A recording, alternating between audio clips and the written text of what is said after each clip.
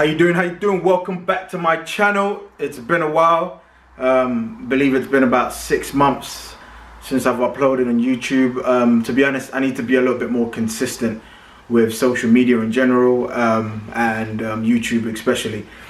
But yeah, the channel is all things books. So whether that's writing or whether that's reading, that's what I want to focus on. But my last project of videos that I was uploading was about how to write a novel in 6 months.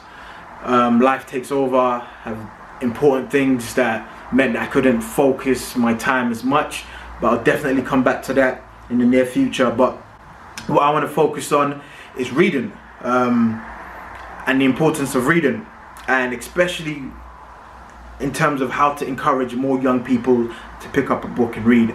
And that's my focus, and that's where I want to sort of exert a lot of my energy in terms of trying to inspire and try and get more young people to pick up a book and to read.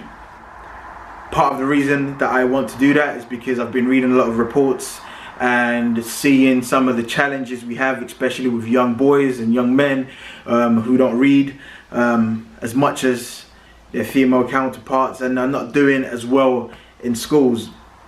A lot of the reports have highlighted that the schools are doing everything that they can, employing their own strategies in terms of how to tackle the issue. So I have to commend them for that. But at the same time, we can't leave it all to the schools. So this video is about what we can do as parents, as people within the community, in terms of encouraging our young people to read more. And because there's so much within a book that can change a young person's life, and we need to give them a lot more opportunities to pick up a book and read. And not every life lesson is based on what they are told. Sometimes it's based on what you've picked up and you've read yourself and interpreted that, had your own understanding to it. So yeah, so many different reasons why reading is important. Obviously the entertainment value, using your imagination, and the wealth of knowledge of millions of authors that have, it's the ultimate act of sharing, really, in terms of your knowledge, in terms of your story, and putting it out there and sharing it with the world. Making that accessible to young people, because books are there, but we just need to get them to read it. In terms of improving how they communicate, improving their vocabulary, and just many other reasons why reading is important that will help them within the rest of their life and their careers as well. So it's crucially important that we engage them to read more. So what can we do? What can we do in a society that's where our attention span is now fragmented, in terms of everybody wants it bite-sized? Literally, if you're not interested in something straight away, you switch off. You know, everything is bite-sized. You've got literally 15 seconds, 10 seconds, or 1 minute to get somebody's interest, and if you don't, you lose them. So when it comes to reading a book, where a book takes you away from everything else that you're doing, which is part of the joy actually, where you can literally escape everything around you. But in terms of time-wise, you'll literally have to concentrate on the book. So against every other form of entertainment, with music, you can be doing other things while you're listening to music, or, do you know what I mean? It's just easy to just switch off and watch a film or watch a series and things like that. So it's definitely a harder space to try and tackle in terms of competing with other forms of entertainment, but it's a challenge that I'm willing to take on, and hopefully a lot more people will be willing to take that on as well, to try and engage more young people and yourself as well. If you realize that you're not reading as much as you used to, or you don't read as much, or you don't think you're a reader, I believe everyone's a reader, but it's just learning a new habit, and that involves your mindset as well. So what can we do? Personally, what I'm going to do with this channel is to write reviews. I'll not write reviews, but give my reviews on books that I read. And the first book that I'm gonna do is The Richest Man in Babylon. It's not a thick book, but it's a classic. Read it before, I'm gonna read it again for the purposes of this video, and I feel like it's a good place to start.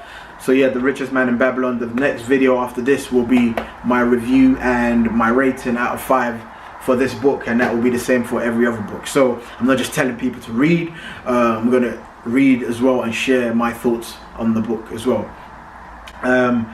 What can you do? I feel like you can do the same. So my thing is, don't just do as I say, do as I do. As parents, educators, anyone around young people, it has to be do as I do as well, because a lot of young people, when they see things, they emulate, and it gets registered in the back of their heads that, you know what, you're doing it as well, so I'm more likely to be able to do it. Especially young fathers in general, I would very much encourage dads to read with their children, or be seen reading as well, whether it's the newspaper, just be reading. I think the act of reading is important, and it sets a good example straight away. So but one of my strategies in terms of, for those that might struggle initially to pick up a book and read, again, because of all the other things that they could be doing. So for every minute of unproductive activity that you're doing, so when I say unproductive, I'm talking about just sitting down and watching a film, watching a series or something like that, or playing a video game, or just listening to music and not being productive, just being at home and just lazying about effectively. For every minute of that you're doing, we can start off, there's 3 parts to this. You can start off by halving that time. So let's just use an example. So 1 hour of Luther, for instance, which means if you've dedicated 1 hour for an unproductive activity, you now need to dedicate half of that time to reading or starting to read a book. So if you've watched Luther for 1 hour, you have to read for 30 minutes a day. Start off there, because trying to cut off your norm straight away, it's unrealistic. No one's going to do that. Many people will fail. But gradually being able to get into it by still doing stuff you enjoy, you know, still watch your Luther, that's fine, but just know that if I watch that hour of Luther, I have to read the book.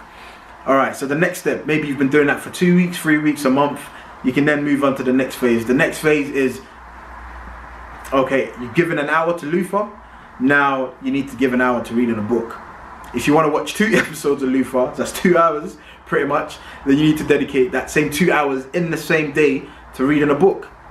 And that's it. It's the act of discipline. And then once you're now hopefully getting to the point of enjoying reading and gaining more knowledge and stuff like that, you can take it to the next level in terms of, okay, you've watched 1 hour of Luther, but this time you're going to read 2 hours. Yeah? So if you watch 2 episodes, knowing that 2 episodes is going to cost you 4 hours of reading, that's just what you're going to have to do. So that way you're still doing what you enjoy, and you're now obviously gaining the habit of reading. Hopefully you get to the stage where it doesn't even matter, you just want to pick up the good book regardless. And that's the ultimate aim. So that's just my strategy. Hopefully you can join me on the journey. First review will be Richest Man in Babylon. I'm going to be reviewing this, giving it a 5-star rating, or a rating out of 5. And yeah, if you've read the book or you're going to read the book, please leave a comment. Let me know what you think of it. Let me know what you think of the reviews, and that's it. So let's inspire together. Take care.